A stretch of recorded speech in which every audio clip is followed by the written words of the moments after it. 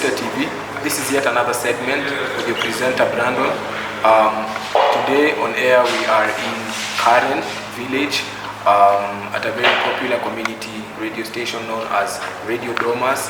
And with me on the show today I have Bonnie, who is the senior manager at Radio Domas, and he's going to give us some insight that pertains to the COVID effect on the media and how much it has impacted the media both positively and negatively. So karibu to the show Bonnie. Asante sana. Yeah, so we all know, just as I've introduced you, as the manager of Radio Domas, and today I have... I also have another name. Okay. Boniface Makopan. Boniface Makopan. Presidential candidate 2047. Mmesikia 2047 Boni ndio anasimamia nchi. Yes. So you're just delving right into the presidential candidate once yet out kwa MCA. You're taking the long haul. Yes, sawa. All the best in that. 2047 sawa. Yeah. Okay, so let's delve into business now. So we all know that the pandemic COVID-19 has taken a blow in the country in 2020, and not only has it affected the media, it has affected almost all niches in society. But today we're going to narrow down on media and get to know how much Radio Domas was affected by the pandemic. So some of the questions that I have here will require you to answer me in a more personal manner. By personal I mean how Radio Domas has been affected as opposed to just the whole media field. So my first question would be, how has the pandemic affected how your operations are conducted in Radio Domas? Thank you very much, and thank you very much for having me today. So just delving into your question. Yeah. When coronavirus, the first case, was announced in the country, we had to make drastic changes within our operations, and of course within how we get into interacting with people. So the first thing that we did is we asked people to work from home. Most of our newsroom staff were working from home, filing stories from within their communities where they are living and sending them to our newsroom WhatsApp group for airing. So you'd find in one day there were only 3 people at the station. We were not able to have guests because of the restrictions, and because we don't know where they're coming from. Yeah. So we were forced to do mobile interviews through WhatsApp, phone calls, Zoom interviews, and this one also impacted us so much economically because it is not cheap. Yeah, it was not cheap. So generally the operations were interrupted, and we were not able to continue with our day-to-day operation. Even going to the field was very difficult. And when a volunteer is someone who is not being paid, you send them to the field, there's that kind of fear that probably I'll contract corona and then I won't be able to satisfy my bills at the hospital. So you see, there's that fear from the journalists also. They are young, they are volunteering, and you don't want to expose them. So in that time, we were not doing much of field. Yeah, the interaction was, the operations were totally. So now we're going to go to the second question. What support do your employees need, or have they needed during this COVID break? How have you been able to facilitate their job during this COVID period, owing to the fact that you said most of them have been forced to work from their homes? So how have you been able to support all of this? One thing, it was very challenging because working from home, you need bundles. Yeah. You need data airtime, to be able to communicate with your editor. Also, the situation at home, filing stories at home also was very difficult. So they needed a lot of support. For example, when they're here at the studio, they share the resources that we have. But for example, you're at home, you don't have a laptop, what you depended on was the desktop and the newsroom. Yeah?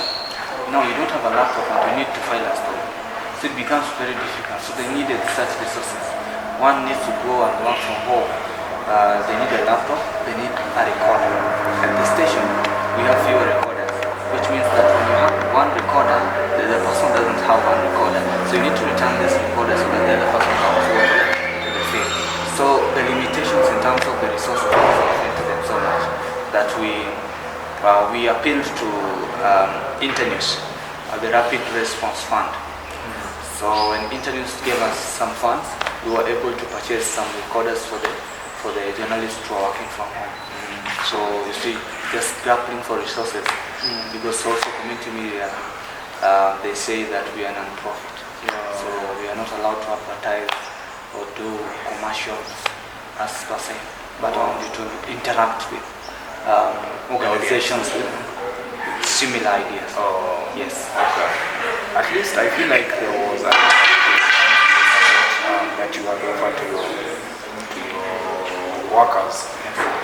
Okay. And of course, sanitizers were needed, and we think the country government of Kajiado, they gave us almost 20 liters of sanitizer. Stemban Africa, through Kenya Community Media Network, also gave us bottles of sanitizers and masks. Yeah, so the the Media Council came through for media. They gave us also funds twice, to support journalists. Okay. So for example, we were able to send journalists money to buy food. Yes. Through the Media Council of Kenya? Yeah, through the Media Council of Kenya. That was very nice of them. Okay. So the next question would be, what are some of the changes the organization has incorporated during this period of COVID? One great change is that we have reduced staff. That one is everywhere. Yes, we have reduced staff, and we have also changed our operations in terms of how many guests can we handle in the studio. Before COVID-19, we were able to hold a debate of almost 6 people inside the studio. Right now we only take 2 guests. Yeah. So that limits the conversation as per how we were planning to have it. Yeah. So in terms of operations, that is what I think has changed. But of course also taking safety precautions, washing hands, sanitizing. Okay. The next question. Do you think, based on where you are right now, do you feel like you're operating in the most effective way, or you're lacking out? I think to some extent there's a lag. Yeah, there's a lag in terms of feedback, because still there's that fear, among the journalists. Yeah? So they tend not to like feedback so much, but phone calls. Yeah. You know, when you're having an interview, one-on-one interview with a guest, it will be easy for you to extract enough information from them, other than having a phone call. Yeah. So we are lagging behind on that, and also the guests fear coming to the studio because they don't know who they are going to interact with between their home and where they are. Yes. Okay. So that one has been minimalized. Yes, has been minimalized. Okay. So my last question in this aspect would be, so what are some of the COVID regulations that you guys have put at Radio Domas to enable you to prevent having any rising of numbers in regards to the COVID pandemic? For the radio station, we have had we have sanitizers. We have reduced the number of people coming to the newsroom. We have also reduced the number of guests.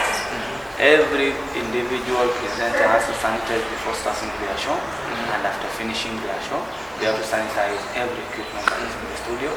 They have to wear their masks, and of course they have to wash their hands. And in the newsroom, because we've reduced the number of people coming in, there's that social distancing. For the community, we have carried out since the pandemic. We have carried out sensitization programs. We have done radio dramas in Kimasai. We have done radio dramas in English. We have done radio dramas in Swahili. Just trying to sensitize people on the social and behavioral changes that they need to now get into due to the pandemic. When there were emerging issues from Corona, such as GBV, alcoholism, we developed content with regards to that. We have partnered with organizations such as the Edmund Voice Advocacy Network to be able to give counseling to people who are psychologically or mentally affected due to the COVID-19. So we've covered a huge ground when it comes to making sure that the communities are sensitized and they are safe. Yeah, you've done quite a great job in regards to the regulations that are required.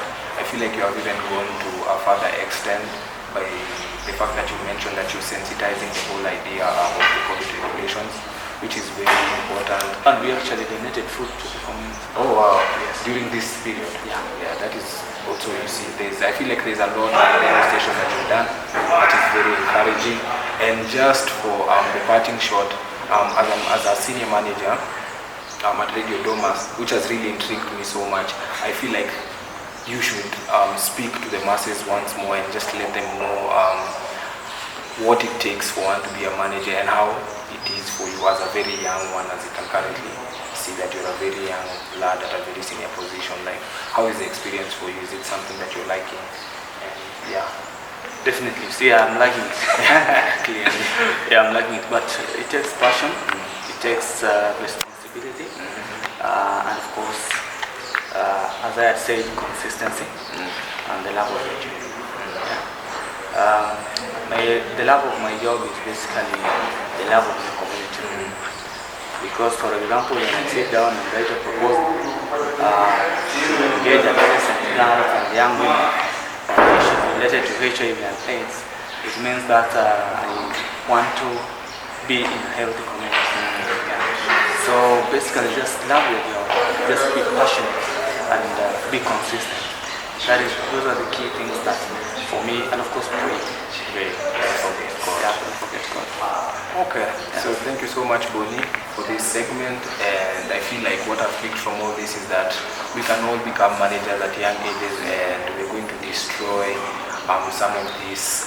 You have to debunk the allegation that we are leaders of tomorrow. Yeah, leaders of when that tomorrow can, we don't see that tomorrow. Tomorrow comes and then we're being told you are leaders for tomorrow. Yeah, we have to debunk all those myths and believe that it can be done whenever, however. Yes. So asante sana for this segment, and I hope and I pray the best for you and your media farm, and I hope to meet you someday in the media industry. Asante sana. Karibu.